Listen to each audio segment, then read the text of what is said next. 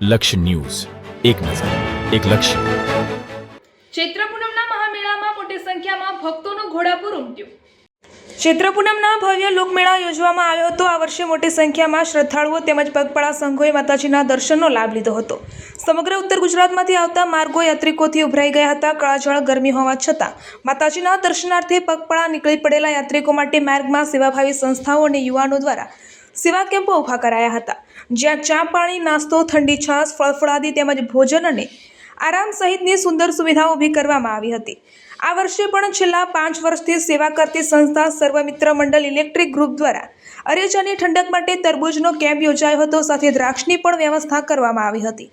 દર વર્ષે પગપાળા ભક્તો માટે જુદી જુદી ફળફળાદી કે નાસ્તાનું વિતરણ થતું હોય છે.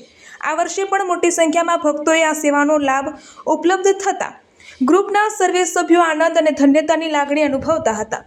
આ સેવાથી આ તરબૂચના કેમ્પનો લાભ મેળવનાર ભક્તો ઠંડક અનુભવતા આભારની લાગણી વ્યક્ત કરતા હતા. આ ઉપરાંત ચોટીલાને જોડતા માર્ગો ઉપર પીવાના પાણીની વ્યવસ્થા કરવામાં આવી હતી. રિપોર્ટર જયેશભાઈ મોરી.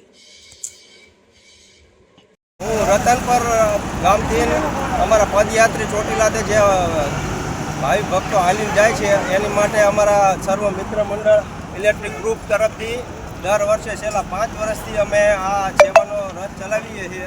દર વખતે અલગ અલગ આયોજન કરીએ. આજકાલ તરબૂચ 700 મણ જેવું હોય છે અને દ્રાક્ષ છે. આવતી વખતે અલગ અલગ હોય, દર વખતે અલગ અલગ કરીએ છીએ અને હરિભક્ત જેટલા ભક્તો આવે છે માતાના એમને બધાનો સેવાનો અમે લાભ લઈએ છીએ અને અમને ખૂબ આનંદ થાય છે.